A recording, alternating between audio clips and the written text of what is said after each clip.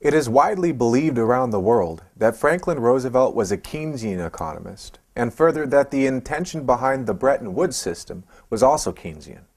Now, both of these are untrue. Roosevelt was an American, and as an American, he was looking at the Bretton Woods Conference as a way to eliminate colonialism and rebuild the sovereignty of nations around the world. Keynes was a Brit, and he was looking toward Bretton Woods as a way to further consolidate British imperial control over the rest of the world.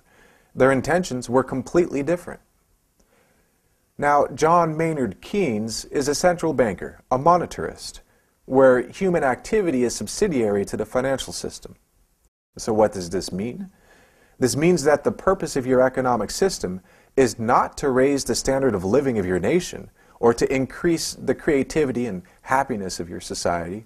Rather, Keynes's purpose was to maintain the top-down oligarchical control of nations, as Zeus oppressed Prometheus for giving fire to man in Aeschylus's Prometheus Bound, to destroy any creativity in the society. Keynes, in a word, is a fascist. So what's the Keynesian view of mankind? As is easy to see from many of his writings and speeches, it is not the individual human mind which is the value in your economy. It is the labor and the sweat of the brute worker which is valued in your economy. Keep them dull, dumb, and occupied. Under Keynes's economic system, it would be better to have 10 million people employed in meaningless, low-grade, low-wage work, rather than 9 million employed in productive, mission-oriented jobs. He would pay you to dig a hole and fill it back up again for no reason at all. Hey, you can employ a lot of people digging holes. Isn't that what Roosevelt did? It's true that Roosevelt created a massive amount of jobs and production in the build-up toward World War II. However, those people employed were not just digging holes. Every one of Roosevelt's projects, job creation programs, and legislative efforts were subsumed under the constitutional principle of promoting the general welfare of the nation as a whole. Roosevelt and Harry Hopkins institutions, such as the WPA, the REA, and so on, drew on projects which were already on the books as necessary steps to rebuild the physical economy, the capacity for production, agriculture, and industry across the entire United States. This capacity, in turn, allowed us to furnish the arsenal of democracy which was used to secure victory in World War II. Now, this method was to be used as the blueprint for the kind of industrial and economic development necessary to turn the former colonies of the British Empire into independent and sovereign nations following the end of the war. With Roosevelt, the general welfare principle comes first. You initiate infrastructure and other such projects to promote the general welfare, and then fund these projects through credit uttered by acts of Congress. With Roosevelt, the people came first. With Keynes, the money comes first. Your projects are determined by the amount of available money in your central banking system.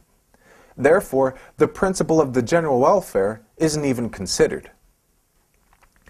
What does this mean for the Bretton Woods system in 1944 and today? What Gordon Brown proposes today is the same as Keynes's proposal then, turn the IMF and the World Bank into a large-scale international central banking system under the control of the Anglo-Dutch liberal imperial apparatus. Though the IMF and World Bank function very much like that today, Roosevelt's purpose for these institutions was to use them as lenders subordinate to the principles of the U.S. Constitution.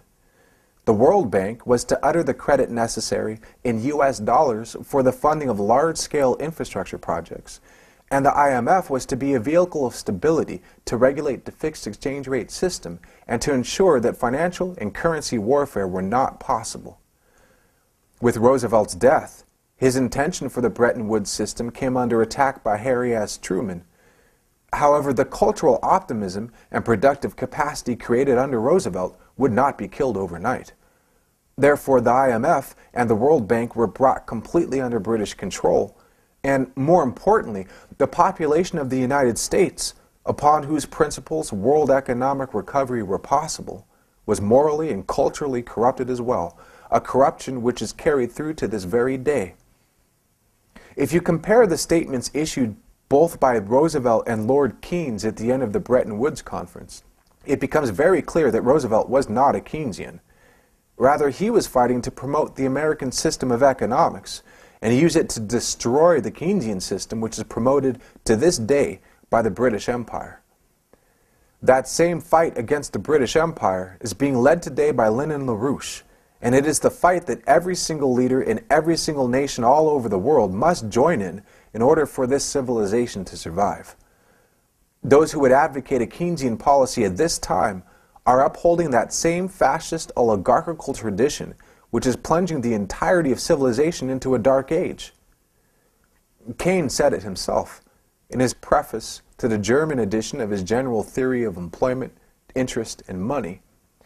His system of economics is much more easily adapted to the conditions of a totalitarian state, such as the very Nazi Germany that Roosevelt was out to defeat.